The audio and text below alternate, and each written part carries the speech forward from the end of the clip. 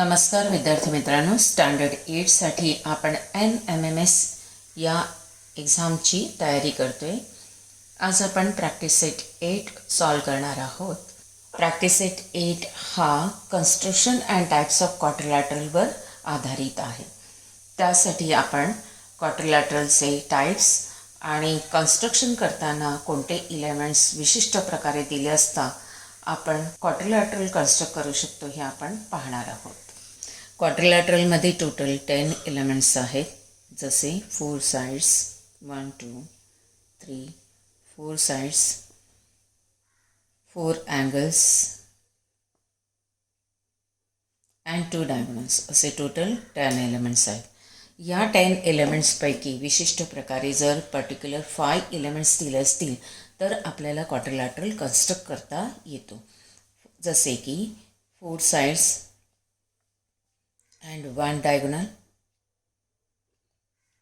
3 sides and 2 diagonals, 3 sides and 2 angles included by them,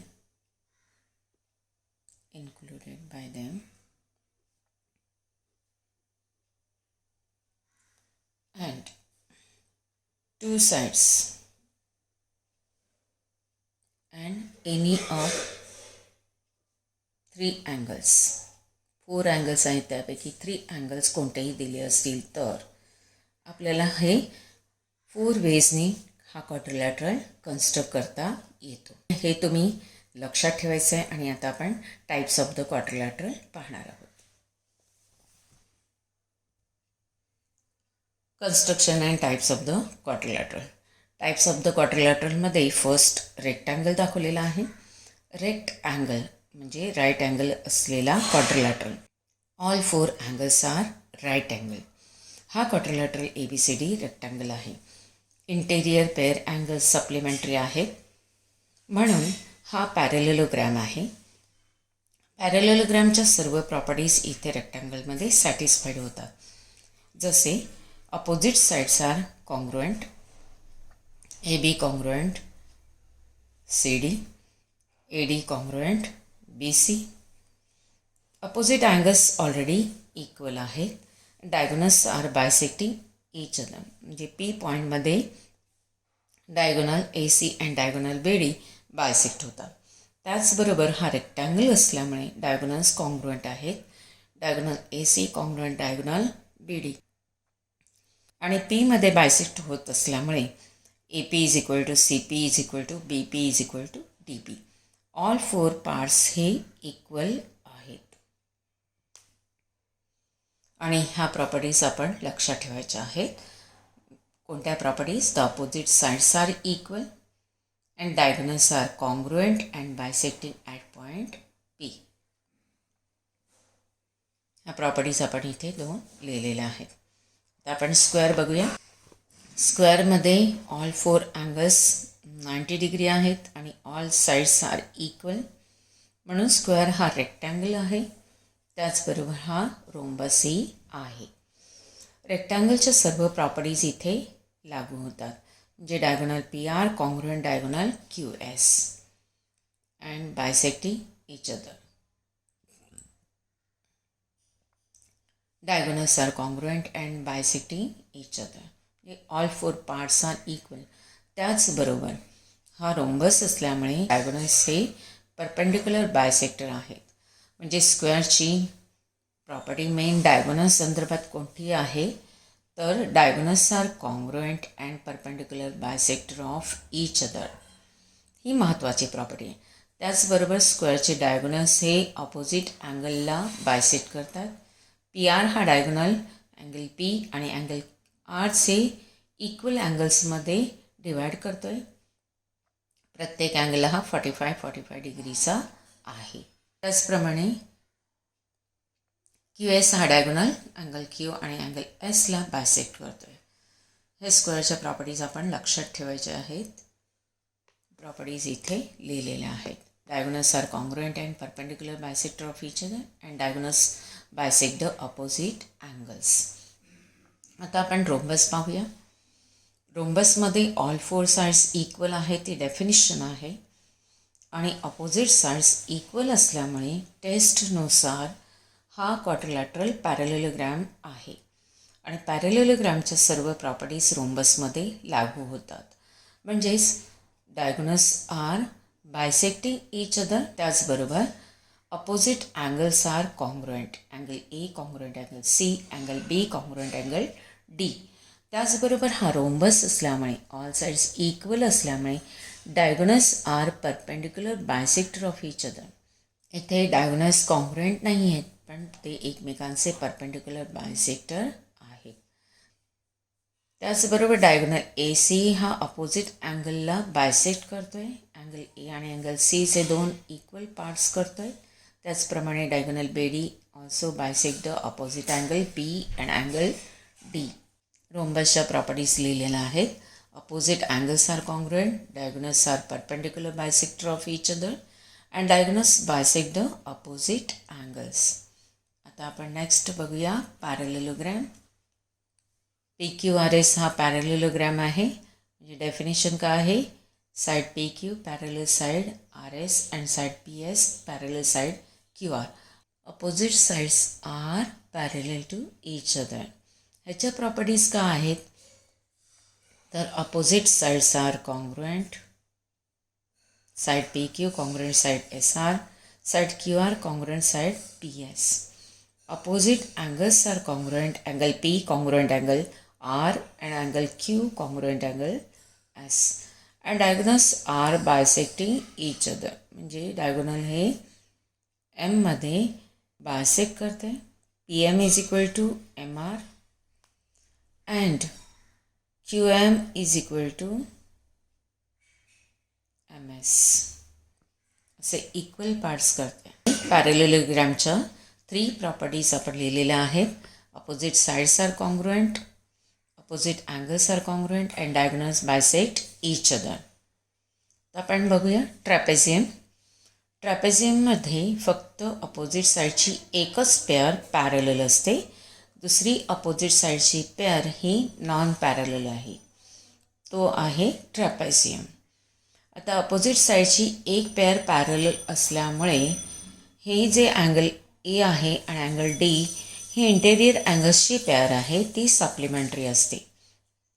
त्याचप्रमाणे angle बी आणि angle C ही सुद्धा interior अँगल्सची pair supplementary आहे, कारण opposite sides A B parallel to C D. That is measure angle A plus measure angle D is equal to 180 degree. Measure angle B plus measure angle C also equal to 180 degree. मात्र pair घेताना लक्षात ठेवायचं आहे की ही pair येणार आहे supplementary आणि ही दुसरी पेअर सप्लिमेंटरी असणार आहे. प्रॉपर्टीज लिहिलेल्या आहेत. 2 pairs of adjacent angles are supplementary. आता आयसोस्केलस ट्रॅपेझियम पाहूया. Isosceles trapezium P Q R एसमध्ये non parallel sides are congruent, म्हणजेच पी एस आणि क्यू आर ही नॉन पॅरलल साईड्स असून ते त्यांची लेंथ इक्वल आहे, ते कॉन्ग्रुएंट आहेत. मग ह्याच्या काय प्रॉपर्टीज आहेत? तर same way angle P plus angle S is equal to 180 degree, angle Q plus angle R is equal to 180 degree. त्याचप्रमाणे हे जे बेस अँगल्स आहेत, angle S congruent angle R, या दोघांचं मेजर इक्वल आहे. Angle P congruent angle Q, हे दोन्ही angles equal आहेत. त्याचप्रमाणे डायगोनल जर आपण ड्रॉ केला पी आर आणि क्यू एस, तर हे डायगोनल्ससुद्धा कॉन्ग्रुएंट असतात. Diagonal P R congruent diagonal Q S. ह्या प्रॉपर्टीज तुम्ही लक्षात ठेवायच्या आहेत. आपण पाहतोय काईट. काईटमध्ये ह्या ज्या साईड्स आहेत ए डी आणि ए बी इक्वल असतात. A D equal to A B and B C is equal to D C. ह्या दोन्ही साईड इक्वल असतात. काईट ड्रॉ करताना आपल्याला ए सी डायगोनल आणि B D diagonal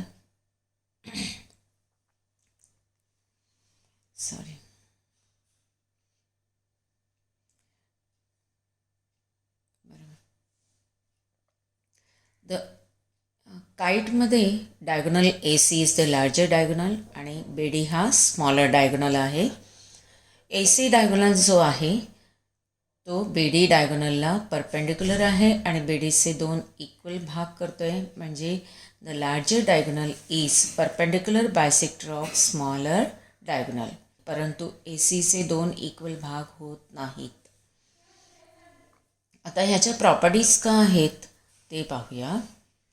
2 pairs of adjacent sides are congruent, AD congruent AB and CD congruent CB. 1 pair of opposite angles is congruent. फक्त एकच pair opposite अँगल्सची congruent आहे. Angle A आणि angle C congruent नाहीत, परंतु angle A D C congruent angle A B C हे pair opposite अँगल्सची एकच पेअर कॉन्ग्रुएंट आहे. आता पाहिलेले सर्व टाईप्स ऑफ क्वाड्रिलॅटरल आणि त्याच्या प्रॉपर्टीज आपण लक्षात ठेवणार आहोत. पाहूया आपण प्रॅक्टिस सेट 8. फर्स्ट एक्झाम्पल आहे. In which of the following quadrilaterals each diagonal divides the quadrilateral into congruent triangles? Kite, parallelogram, isosceles trapezium, scalene, quadrilateral. आता इथे क्वेश्चनमध्ये क्वाड्रिलॅटरलचे प्रत्येक डायगोनल हा क्वाड्रिलॅटरलला 2 ट्रायंगल्स कॉन्ग्रुएंट ट्रायंगल्समध्ये डिवाईड करतो असं विचारलेलं आहे. तुम्हाला या टाईप्सच्या क्वाड्रिलॅटरलचे फिगर्स माहीत असायला हवे. इथे ड्रॉ केलेले आहेत 4 टाईप्स क्वाड्रिलॅटरल. काईट, पॅरेलेलोग्रॅम, आयसोस्केलस ट्रॅपेझियम म्हणजे हे 2 साईड्स इक्वल आहेत नॉन पॅरेलल,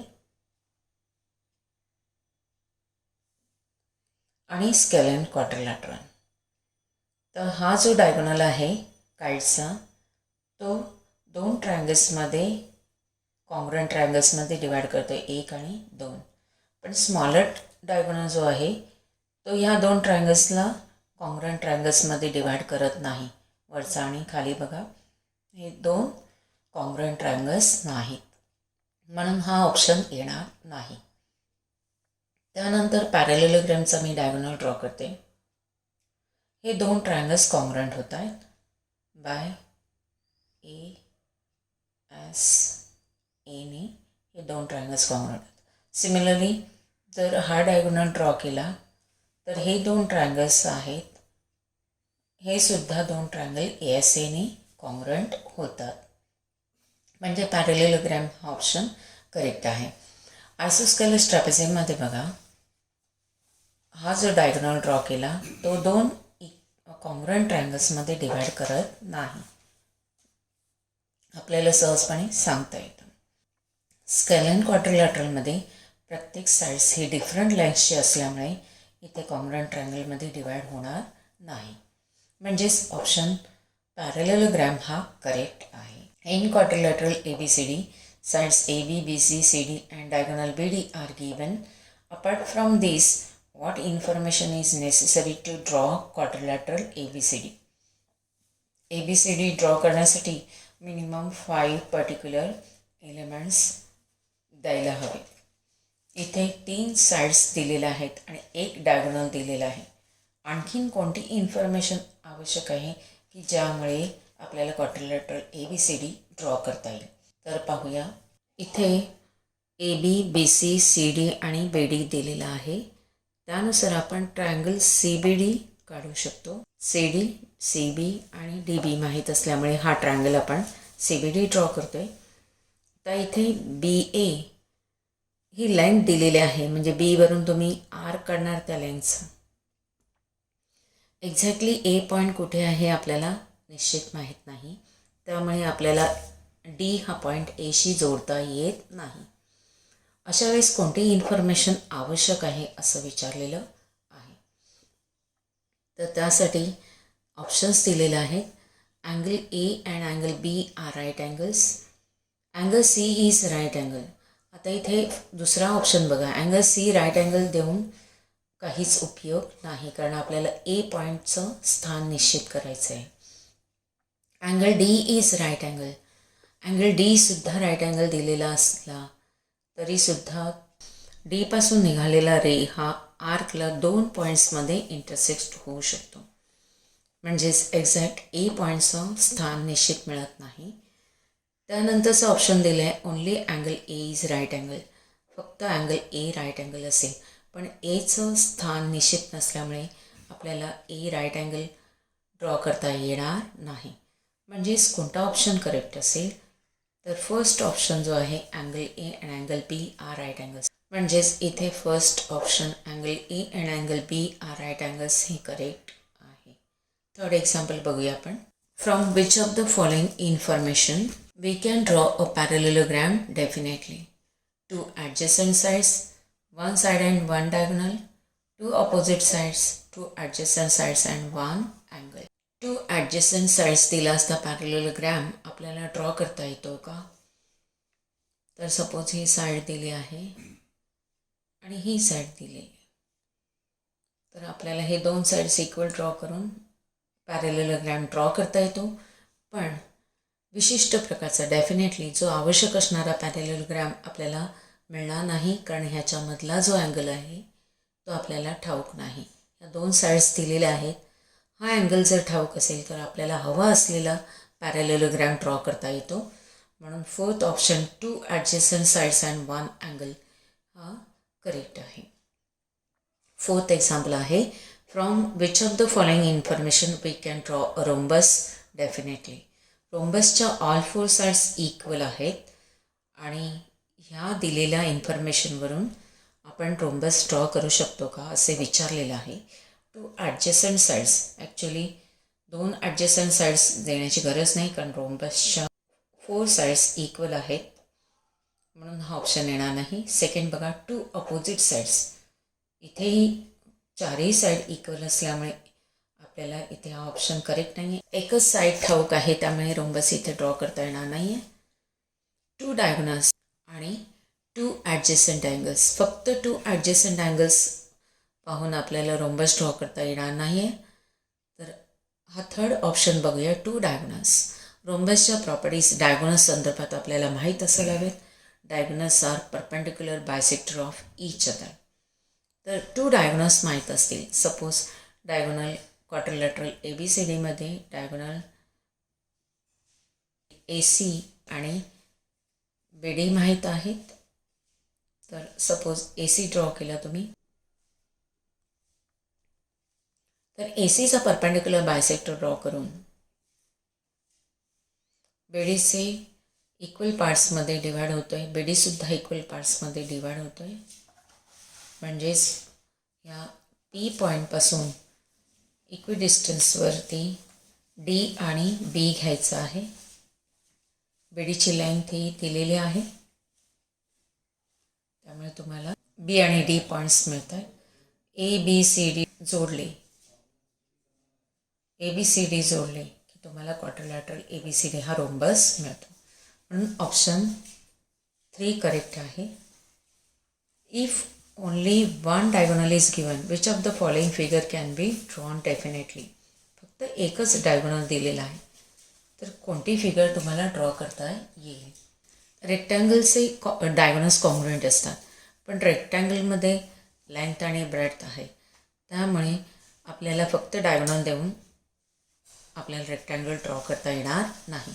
स्क्वेअर बघा, स्क्वेअरच्या ऑल फोर साईड्स इक्वल आहेत, 90 डिग्री आहे इच अँगल, आणि डायगोनल दिलेला असेल तर साईड फाइंड करणं सहज सोपं आहे. PR दिलेला असेल तर QS पण त्याच लांबीचं आहे आणि ते एकमेकांचे परपेंडिक्युलर बायसेक्टर आहेत. म्हणजे एकमेकांचे परपेंडिक्युलर बायसेक्टर, PRचा परपेंडिक्युलर बायसेक्टर ड्रॉ करायचा. तो M पॉईंटमध्ये इंटरसेक्ट करतो आहे. Mवरून MP एवढं डिस्टन्स कंपासमध्ये घ्यायचं आणि Mवरून Q मिळवायचं आहे या परपेंडिक्युलर बायसेक्टरवर आणि S मिळवायचा. हे चारही पॉईंट्स जोडले की तुम्हाला क्वाड्रिलॅटरल PQRS हा स्क्वेअर मिळतो आहे.